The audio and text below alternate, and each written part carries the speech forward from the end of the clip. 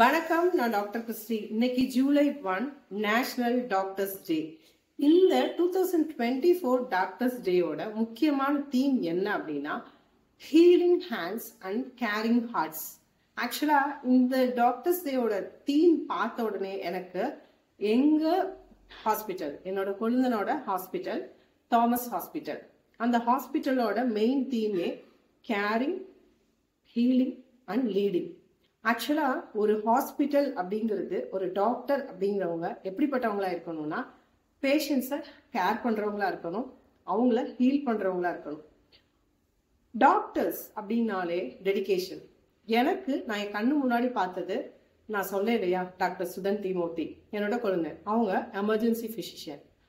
ஆக்சுவலா இந்த Thomas hospital வந்து ஒரு என்னோட மாமனாரோட ஒரு ட்ரீம் ஹாஸ்பிட்டல். ஏன்னா தன்னோட பிள்ளை எம்பிபிஎஸ் படிச்சுட்டு இந்த ஊர்ல புளியங்குடியில வந்து ஒரு மருத்துவ சேவை பண்ணணும் அப்படின்னு சொல்லிட்டு ஆசைப்பட்ட ஒரு மனுஷன். பட் ஆனா எதிர்பாராத விதமா அவங்களுக்கு ஒரு ஹார்ட் ப்ராப்ளம் வந்து எங்க மாமா இறந்துட்டாங்க 2009ல.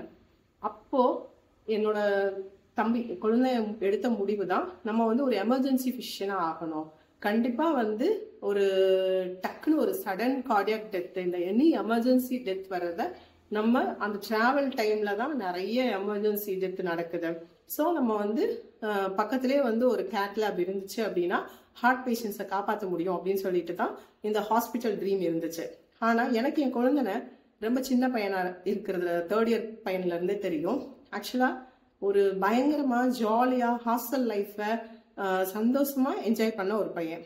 அதுவும் இல்லாம ஒரு பைக்கர்னா சும்மா நார்மலா பைக் எடுத்துட்டு புளியங்குடிக்குள்ளேயோ இல்ல ராஜபாளையம் திருநெல்வேலியும் சுத்துற பையன் கிடையாது. கன்னியாகுமரியில இருந்து காஷ்மீர் வரைக்கும் பைக்லயே வந்து அட்ட ஸ்ட்ரெச்ல போயிட்டு லிம்கா ரெக்கார்ட் வச்சிருக்காங்க. நீங்க doctor Suthan Timothy bike record அப்படின்னு அடிச்சீங்கனாலே அவங்களோட ஃபுல் டீடைல்ஸ் வரும். அந்த மாதிரி பைக் அப்படிங்கிறது ஒரு பேஷனா இருந்த ஒரு டாக்டர் இப்போ 24/7 பேஷண்ட்ஸ் மட்டுமே முக்கியம் அப்படின்னு சொல்லிட்டு ஒரு டாக்டரால இவ்வளோ டெடிகேஷனோட சாப்பாடு மருந்து, தூக்க மருந்து, ஒரு கண்டினியூஸா 3 days கூட டே அண்ட் நைட் ஓபி பார்க்கறத நான் பார்த்துருக்கேன். ஸோ அந்த ஒரு உயிரை காப்பாற்றணும் அப்படிங்கிற அந்த இன்டென்ஷன், அந்த கேரிங் ஹார்ட்ஸ், அதுதான் டாக்டர்ஸ். அதை நான் பக்கத்துல இருந்து நான் பார்க்கும் போது தான் அதோட அருமை தெரியுது.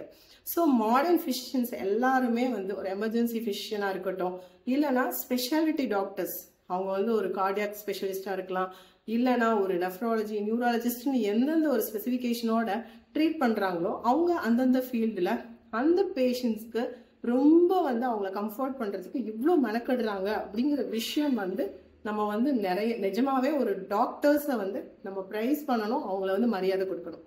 அதே மாதிரி ஆல்டர்னேட்டிவ் சயின்ஸ், ஆயுஷ் சிஸ்டம், இந்த டாக்டர்ஸ் ஒரு சில நோய்கள் வந்து மாடர்ன் சயின்ஸ்ல வந்து லிமிடேஷன்ஸ் இருக்கிறத ஆல்டர்னேட்டிவ் சயின்ஸ் மூலமா ஒரு சில நோய்கள் வந்து ரொம்ப ரொம்ப நாள் லாங் டேர்மா மெடிசின்ஸ் எடுக்காம அவங்கள ஒரு கம்ஃபர்ட் ஜோன்ல வச்சிருக்க முடியும். அதே மாதிரி பாலியேட்டிவ் கேரே வந்து இப்போ பல இடத்துல வந்து இன்டகிரேட்டட் அப்ரோச் மூலமா பேஷண்ட்ஸை கம்ஃபர்ட் பண்ணணும்.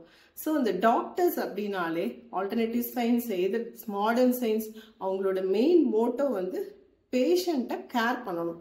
ஸோ இப்படிப்பட்ட டாக்டர்ஸ் என்னை சுற்றி இருக்கிற எல்லா ஃப்ரெண்ட்ஸுக்கும், அது அலோபதி டாக்டர்ஸ், இல்லை ஹோமியோபதி டாக்டர்ஸ், இல்லை Siddha doctors, Ayurveda doctors, yoga and naturopathy doctors, எல்லாருக்குமே என்னோட doctors day wishes. Thank you so much.